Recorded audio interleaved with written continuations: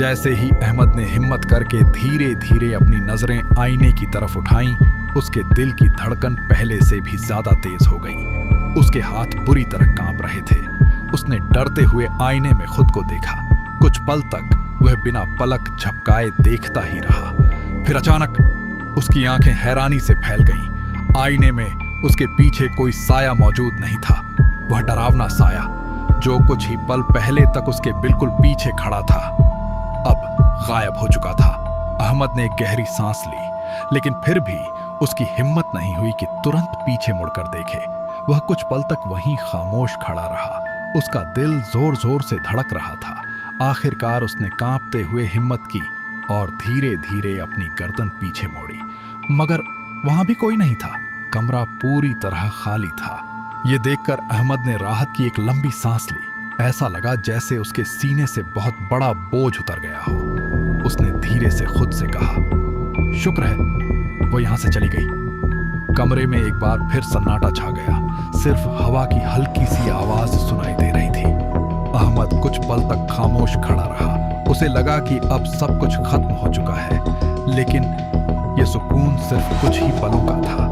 अचानक अहमद के मन में एक ख्याल बिजली की तरह कौंधा। उसके चेहरे का रंग तुरंत उड़ गया। अली! वह बेइख्तियार बोल उठा, अली कहाँ है? अगले ही पल उसे याद आया, चुड़ैल अली को अपने साथ ले गई थी और अली अभी तक वापस नहीं आया था। ये ख्याल आते ही अहमद की सारी घबराहट फिर से लौट आई। उसने बेचैनी से पूरे कमरे पर नजर दौड़ाई, मगर अली कहीं दिखाई नहीं दिया। अहमद ने अपनी मुट्ठियां मजबूती से भींच ली। उसकी आंखों में डर जरूर था, लेकिन अपने दोस्त को बचाने का हौसला उस डर से कहीं बड़ा था। उसने दृढ़ आवाज में खुद से कहा, चाहे मेरे साथ कुछ भी हो जाए, मैं आज ही अली को ढूंढकर वापस लाऊंगा। मैं उसे अकेला नहीं छोड़ सकता। ये कहते ही अहमद बिना एक पल रुके जंगल की ओर भाग पड़ा।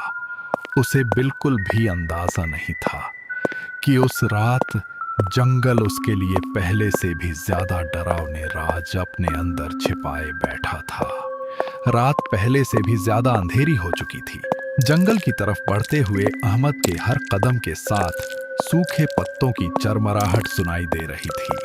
चारों तरफ गहरा सन्नाटा था। सिर्फ ठंडी हवा पेड़ों के बीच से गुजरती तो अजीब सी सरसराहट पैदा होती। अहमद ने अनजाने में अपनी रफ्तार धीमी कर दी। अली, तुम जहां भी हो, बस एक बार आवाज दे दो, मैं तुम्हें लेकर ही वापस जाऊंगा। लेकिन उसकी आवाज पेड़ों से टकराकर वापस लौट आई। कोई जवाब नहीं मिला। अहमद ने हिम्मत नहीं हारी। वह लगातार आगे बढ़ता रहा। कुछ ही पल गुजरे थे कि अचानक तेज हवा चलने लगी। पेड़ों की शाखाएं जोर जोर से हिलने लगी। सूखे पत्ते हवा में उड़ने लगे। अहमद ने घबराकर आसमान की तरफ देखा। काले बादल पूरे आसमान पर छा चुके थे। अचानक कररर! इतनी जोरदार गरज हुई कि अहमद बुरी तरह चौंक गया। उसी पल आसमान में बिजली चमकी।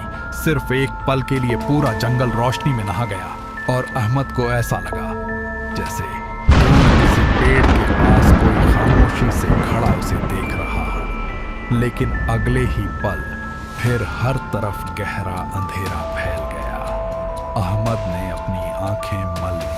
शायद ये मेरा वहम था। वह दोबारा आगे बढ़ने लगा। तभी उसे अचानक महसूस हुआ जैसे उसके सिर के ऊपर किसी ने हल्के से कुछ गिराया हो। अहमद ने तुरंत ऊपर देखा, लेकिन घने पेड़ों की वजह से उसे कुछ दिखाई नहीं दिया। कुछ सेकंड बाद फिर वही एहसास हुआ। इस बार वह थोड़ा घबरा गया। उसने फिर आसमान की तरफ देखा, लेकिन इससे पहले कि वह कुछ समझ पाता, तीसरी बार उसके सिर पर कुछ गिरा और अगले ही पल मूसलाधार बारिश शुरू हो गई। तेज हवाएं चीखने लगी। आसमान लगातार गरजने लगा। बिजली बार बार चमक रही थी। हर चमक के साथ जंगल का डरावना चेहरा कुछ पल के लिए सामने आता और फिर सब कुछ गहरे अंधेरे में डूब जाता। ऐसा लग रहा था मानो पूरा जंगल किसी अनजाने खौफ से जिंदा हो उठा। अहमद ने जल्दी जल्दी इधर उधर नजर दौड़ाई। कुछ ही दूर उसे एक टूटी हुई पुरानी छत दिखाई दी। वह तेजी से दौड़कर उसके नीचे जा खड़ा हुआ। बारिश अब भी जोरों से बरस रही थी, लेकिन कम से कम अब वह भीगने से बच गया था। वह वहीं खड़ा होकर बारिश रुकने का इंतजार करने लगा। बाहर गरजती बिजली, चीखती हुई हवा और लगातार बरसती बारिश पूरे जंगल को पहले से भी ज्यादा डरावना बना रही थी। अहमद चुपचाप खड़ा था। तभी उसे ऐसा महसूस हुआ जैसे बारिश की आवाज के बीच किसी ने बहुत धीरे से उसका नाम पुकारा हो। अहमद! अहमद का दिल जोर से धड़क उठा। उसने तुरंत चारों तरफ देखा, लेकिन वहां कोई नहीं था। अहमद चुपचाप अपनी पनाह की जगह पर खड़ा था। बारिश अब भी जोरों से हो रही थी। तेज हवा हर गुजरते पल के साथ और भी डरावनी होती जा रही थी। चारों तरफ अंधेरा, चारों तरफ सन्नाटा और चारों तरफ एक अनजाना डर। अचानक आसमान में जोरदार बिजली चमकी। कुछ पलों के लिए पूरा जंगल रोशनी से भर गया। उसी पल अहमद ने दूर पेड़ों के बीच एक काला साया देखा। वह बिल्कुल खामोशी से खड़ा था। अहमद की सांस थम गई। उसने पलक तक नहीं झपकाई, लेकिन अगले ही पल फिर से अंधेरा छा गया और वह साया भी गायब हो चुका था। ये कौन था? क्या सच में वहां कोई था? अहमद ने खुद को समझाने की कोशिश की। शायद ये सिर्फ बिजली की चमक का धोखा था, लेकिन उसका दिल मानने को तैयार नहीं था। कुछ पल बीते, फिर से बिजली चमकी। इस बार वही साया पहले से थोड़ा ज्यादा करीब दिखाई दिया। अहमद का दिल जोर जोर से धड़कने लगा। उसने हिम्मत करके एक कदम आगे बढ़ाया, लेकिन जैसे ही बिजली की चमक खत्म हुई, वह साया एक बार फिर गायब हो गया। अब अहमद के माथे पर पसीना आ चुका था। हालांकि मौसम ठंडा था, लेकिन डर ने उसके पूरे शरीर को कांपने पर मजबूर कर दिया था। उसी दौरान जंगल की गहराई से किसी के धीरे धीरे चलने की आवाज आने लगी। टक टक टक। यह आवाज हर पल और करीब आती महसूस हो रही थी। अहमद ने अपनी सांस रोक ली, लेकिन अचानक वह आवाज भी बंद हो गई। फिर चारों तरफ गहरी खामोशी छा गई। इतनी गहरी खामोशी कि अहमद को अपनी धड़कनें भी साफ सुनाई देने लगी। काफी देर बाद बारिश धीरे धीरे कम होने लगी। तेज हवा भी शांत हो गई। कुछ ही पलों बाद बारिश पूरी तरह रुक चुकी थी। अहमद ने सावधानी से बाहर कदम रखा। चारों तरफ गीली जमीन, टूटी हुई शाखाएं और हल्का सा धुंध फैला हुआ था। वह धीरे धीरे आगे बढ़ने लगा। अभी वह कुछ ही कदम चला था कि अचानक उसे दूर आसमान की तरफ लाल रोशनी उठती दिखाई दी। पहले तो उसे लगा शायद सूरज निकलने वाला है, लेकिन अगले ही पल घना काला धुआं आसमान की तरफ उठने लगा। अहमद हैरान रह गया। ये धुआं? क्या जंगल में आग लग गई है? अहमद सावधानी से उसी दिशा में बढ़ने लगा। जैसे जैसे वह करीब पहुंचता गया, उसे गर्मी महसूस होने लगी। कुछ ही पलों बाद वह एक छोटे से खुले मैदान में पहुंचा। उसके सामने सूखी झाड़ियों और कुछ पेड़ों में आग लगी हुई थी। आग तेजी से फैल रही थी।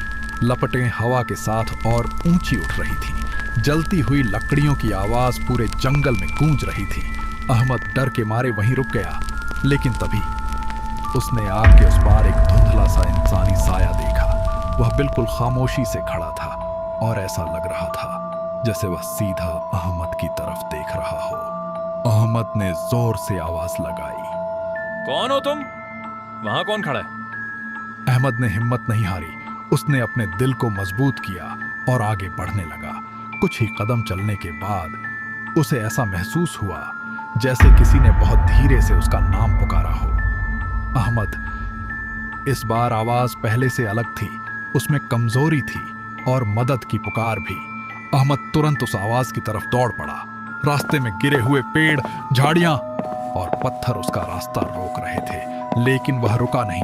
वह लगातार उस आवाज का पीछा करता रहा। आखिरकार वह जंगल के एक सुनसान हिस्से में पहुंचा। वहां एक पुराना बड़ा पेड़ खड़ा था। पेड़ के नीचे कोई बिना हरकत किए पड़ा था। अहमद धीरे धीरे उसके करीब गया। जैसे ही वह पास पहुंचा, उसका दिल एक पल के लिए जैसे रुक गया। अली, अली! वह सचमुच अली था।